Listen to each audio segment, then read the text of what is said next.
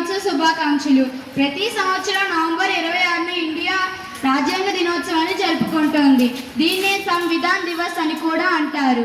ఇదే రోజున జాతీయ చట్ట దినోత్సవంగా కూడా జరుపుకుంటారు. 1949 నవంబర్ 26న భారతదేశం రాజ్యాంగాన్ని దత్తత చేసుకుంది. అంటే భారత రాజ్యాంగ అసెంబ్లీ రాజ్యాంగాన్ని స్వీకరించింది. ఆ తర్వాత 1950 జనవరి 26న భారత్లో రాజ్యాంగం అమల్లోకి వచ్చింది. అయితే ఆగస్టు 15 స్వతంత్ర దినోత్సవం, జనవరి 26న గణతంత్ర దినోత్సవాన్ని మాత్రమే దేశ ప్రజలు ఎక్కువగా జరుపుకుంటారు. ఈ రాజ్యాంగ దినోత్సవం కొత్తది కావడంతో దీనికి అంతగా ప్రాచుర్యం కలగలేదు. 2015 అక్టోబర్ 19న కేంద్ర ప్రభుత్వం నవంబర్ 26న రాజ్యాంగ దినోత్సవాన్ని ప్రకటిస్తూ గెజిట్ నోటిఫికేషన్ ఇచ్చింది. ప్రధానమంత్రి అయిన నరేంద్ర మోదీ గారు 2015 అక్టోబర్ 11న ముంబైలో సమానత్వ జ్ఞాపిక దగ్గర డాక్టర్ బిఆర్ అంబేద్కర్ గారి విగ్రహానికి పునాదిరాయి వేస్తూ ఈ ప్రకటన చేశారు. 2021లో అంబేద్కర్ గారి 131వ జయంతి జరిగింది. భారత రాజ్యాంగ ప్రతిని రూపొందించిన రాజ్యాంగ కమిటీకి అంబేద్కర్ గారు అధ్యక్షుడిగా వ్యవహరించారు. రాజ్యాంగ రూపకల్పనలో ఆయన కీలక పాత్ర పోషించారు. ఇదివరకు నవంబర్ 26న జాతీయ చట్ట దినోత్సవంగా జరుపుకునేవారు. నవంబర్ 26న రాజ్యాంగ ప్రాధాన్యం, అంబేద్కర్ గారి ఆశయాలపై ప్రజల్లో అవగాహన కల్పిస్తారు. పేద బడుగు వర్గాల కోసం అంబేద్కర్ గారు ఎంతగానో శ్రమించారు.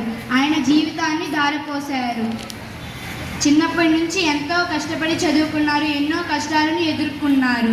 ఈ విషయాలన్నీ ఈ రోజుల్లో చాలామందికి తెలియదు కనుక అందువల్ల అంబేద్కర్ గారి జీవితంలో ముఖ్య ఘట్టనాలను నవంబర్ 26న విద్యార్థులు ప్రజలకు తెలిసేలా స్కూళ్ళు, కాలేజీలు, ప్రభుత్వాలు అవగాహన కార్యక్రమాలు నిర్వహిస్తారు.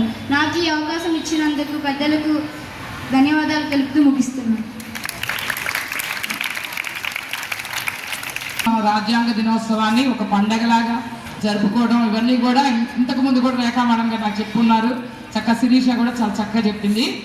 ఆ తర్వాత speech by Muneera on Ambedkar. ఇప్పటివరకు రాజ్యాంగం గురించి వివరంగా మరి సందేశాలు విన్నాం కదా. ఇప్పుడు అంబేద్కర్ గురించి మునీరా చెప్తుంది.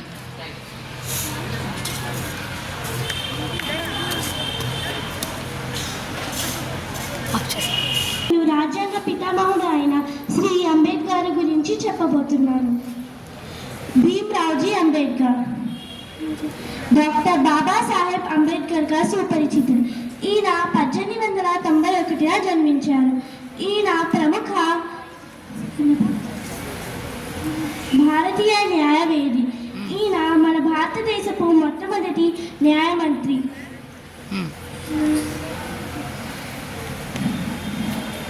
ఈయన 1916లో డాక్టరేట్ డిగ్రీని తెచ్చారు. ఈయన 1990లో భారతరత్న ఇవ్వబడింది.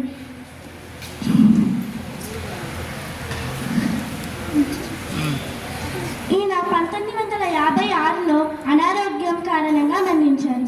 ధన్యవాదాలు. Ninth B section.